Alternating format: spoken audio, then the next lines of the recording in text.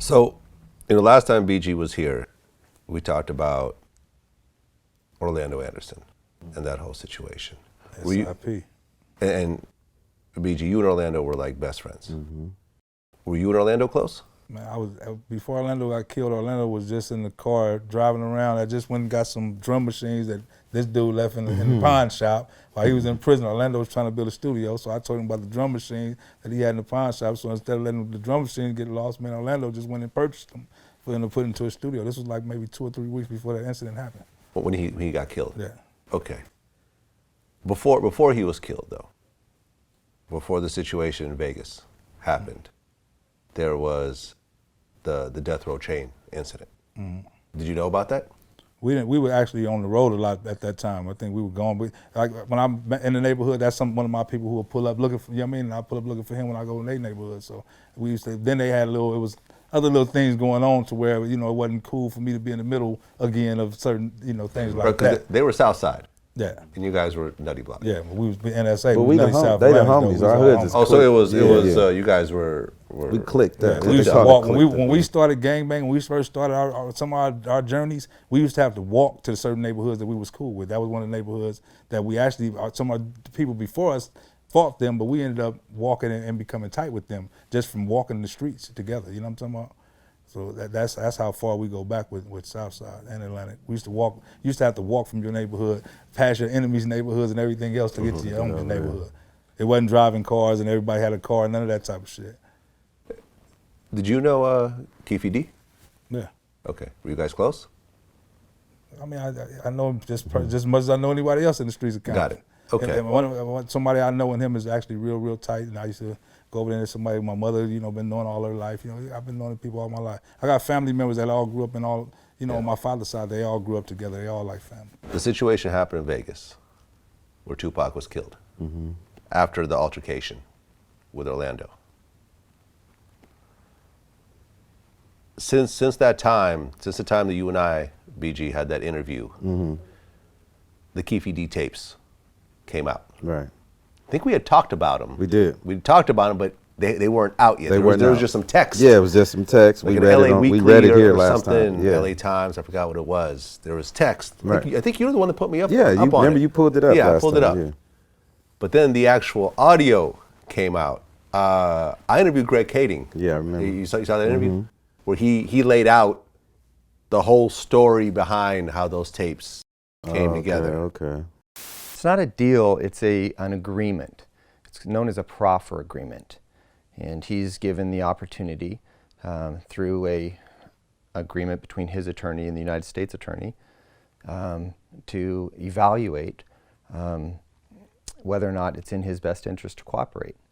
And so that was the arrangement, that he would sit down and tell us everything we wanted to know about anything we asked, and that he had to be entirely truthful, or else he would be charged, not only for the drug crimes, but for potentially his own confession. Did you hear the Keefe D tapes? Yeah, man. I actually was, I did. I listened to a little bit of it.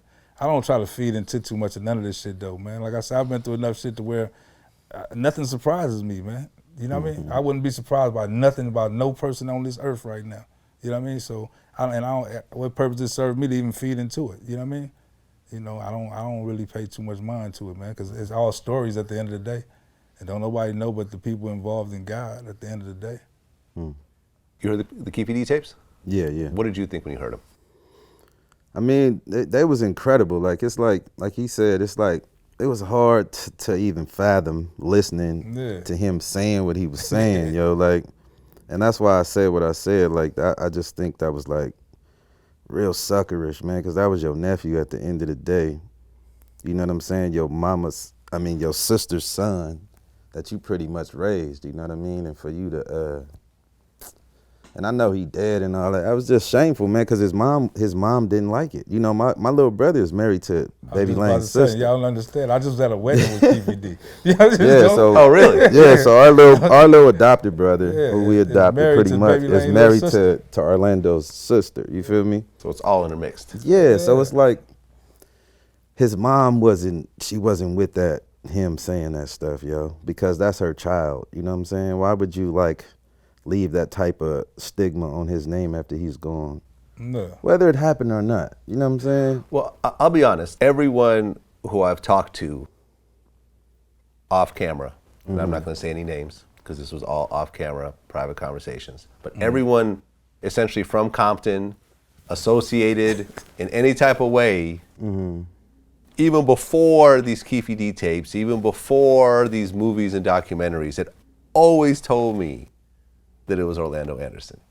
Had always told me that the most obvious story Yeah, it was a rumor, is what though. I mean, it yeah, was. That's That's the most what's- obvious rumor. That's why. Right. Yeah. You know what I mean? The whole thing of, oh, Suge set him up and everything else like that, I always thought was stupid. And in fact, I even interviewed the first responder cop that showed up there, I think so. I think I saw it. you know, and he even described how When I came up in the car, I could see that there was bullet holes all in the side of the door.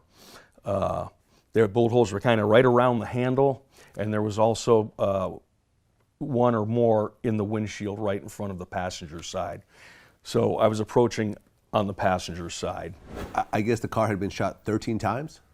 You know, I couldn't tell you the exact number, but there were definitely multiple hits on the car. You talking about Las Vegas, man? You talking about, you know how much money was floating around at that time? You know what I mean? Yeah.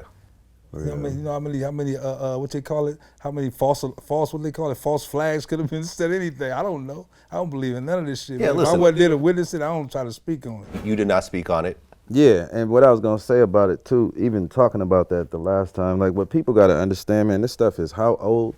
It's Yeah. over 20 years old. Yeah, right? 96. I done been in prison for 10 years in the process, you know what I'm saying, of all this going on, right? So it's kind of hard sometimes when you trying to recall stories, you just picking from your memory what you can remember. And I know like a lot of people out there, they take everything so literal into the head, but I was just piecing the story together how I remember. How you recollected it, You know what I'm as saying? you should. Yeah. It don't mean everything is 100%. So. Right.